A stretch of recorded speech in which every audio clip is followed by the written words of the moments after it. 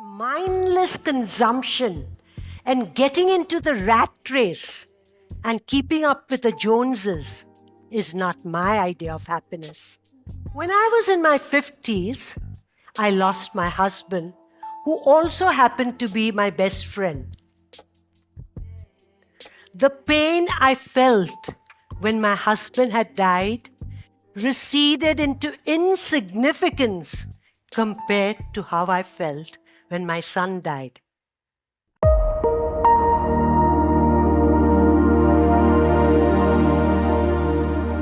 My life has been an unacceptable, unusual journey, and I keep discovering new things about myself, as I suppose all of you do. When I was young, I used to think that happiness comes from approval, acceptance, applause, material acquisition.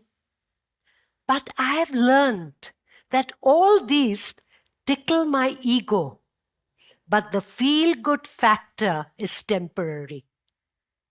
What gives me a real sense of achievement is accomplishing things that matter to me.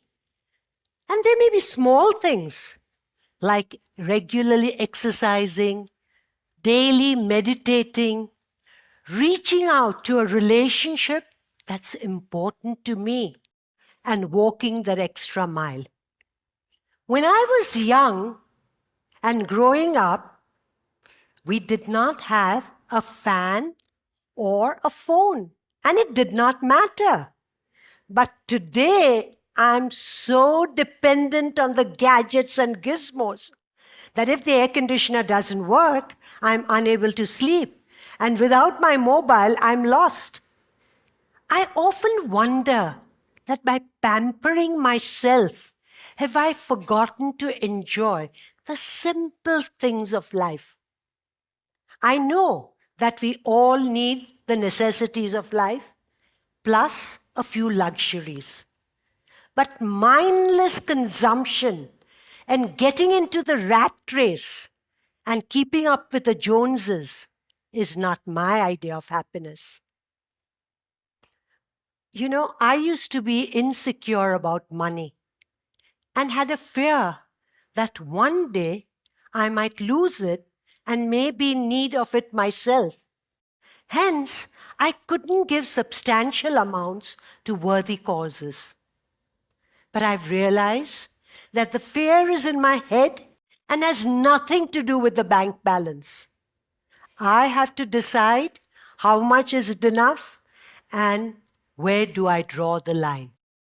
Eric Berne, in his book Games People Play, has said that human beings spend 70 to 80% of their time playing games rather than authentically engaging with each other. From childhood, they learn to play games to reinforce their familiar and predictable feeling. My recurrent feeling used to be hurt, and I used to create it through games. Earlier, I used to blame others for their insensitivity and for my hurt. But today I know that no game can be played without my explicit consent. One of my favorite games was trying to be a little better than some of my friends. So what did I do? Mentally, I pulled one friend a little low so that I stood tall. This game certainly gave me one-upmanship, but came in the way of my closeness. I'm a judgmental person, and I used to not approve of women who dye their hair and put on excessive makeup. But I realized that every woman has a need to feel good. And with humility, I had to accept I hate hair sprouting on my face and I have it removed. And someday, when what my hair should be there is not there, I may wear a wig. Who knows? I still continue to play games, but Because the intensity and frequency has gone down, the knots in my stomach are far less. I'm able to be close to many people, and my energy level is high because the negativity in me has gone down. Some changes in my life were planned and conscious, and some were unplanned and beyond my control. When I was in my 50s, I lost my husband, who also happened to be my best friend. We had our differences, we quarreled, but we also helped each other to grow. I was with my daughter in UK, helping her with her first delivery, and was getting back after 6 months. My husband was overjoyed to have me back and drove from Pune to Mumbai, but before he could reach the airport, had a massive heart attack and died. 14 months later, while I was having my shower, a friend rang up to say my 25-year-old son had met with an accident. By the time I flew to Belgaum, I realized he had died. The pain I felt when my husband had died receded into insignificance compared to how I felt when my son died. Until death comes and knocks on your door, you always think it is something that happens to other people. We never think about death. We never openly discuss it. Earlier, if anyone talked of anything unpleasant, I would touch wood, hoping that the wood would shield me against misfortune. But today, I know that even if I carried the entire forest with me, I cannot change my destiny. Death has taught me many valuable lessons. It also pushed me to attend a 10-day Buddhist meditation program called Vipassana. The rules do not allow us to talk, read, or write. Hence, I went within myself and got in touch with my centeredness. For most people, death is a tragedy. But how can death be a tragedy? It is inevitable. But one thing is certain. All of us sitting here are going to die, and that's certain. So for me, what is a tragedy is not investing in the living, not getting along with people we care for. For me, tragedy is when we stop questioning our old ways and growing and using our age as an excuse not to change. I also learned that we have no control over the external world. But God has given us a choice as to how we will respond to those events. And the way we respond will decide whether we will grow and take charge of our feelings and our lives or wallow in self-pity.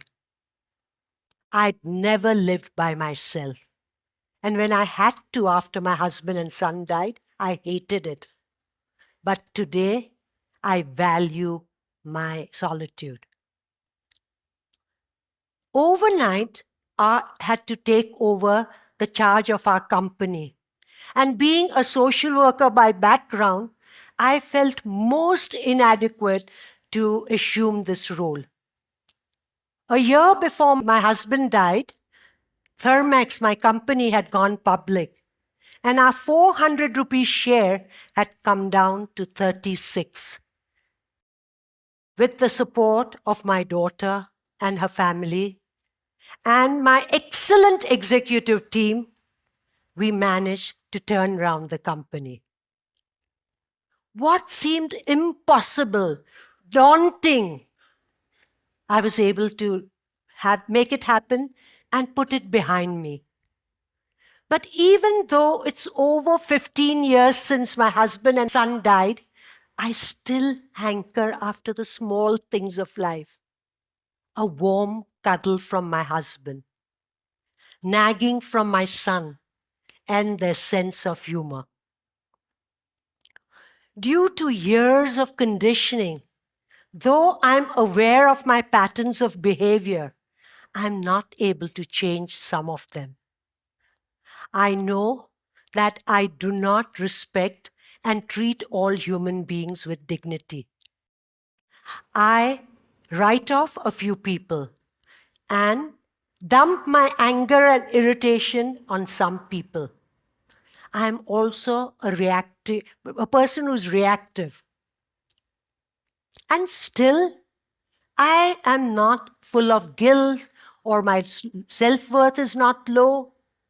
And in fact, even though I have lost two precious human beings, I have a greater sense of peace and equanimity. What has helped me? The love, the understanding, the support from my daughter, and the warmth of a family. My meditation, and gently reminding myself that after all, I'm a human being and will not be able to take care of all my limitations during this lifetime and will have to be reborn a few hundred times at least. Sense of humor, whereby I do not take myself nor my achievements seriously. A wise man has said, our stay on this earth is short, our role dispensable, and our impact inconsequential. At 62, I decided to step down from the corporate world and focus on the social sector. My late son used to constantly nag me that our time and wealth should be used towards worthy causes. I'm very lucky I have come across two outstanding NGOs, Akanksha and Teach for India. And through them, I'm learning to focus on bridging the inequity gap in education for the underprivileged. I've been struggling for years to be true to myself and not define myself as society wants me to be. I want to dare to be the kind of woman I want to be. And this is very well summed up in a poem called Man in the Glass. You may fool the whole world down the pathway of life and get pats on your back as you pass. But your final reward will be heartache and tears if you have cheated the man in the glass. Thank you.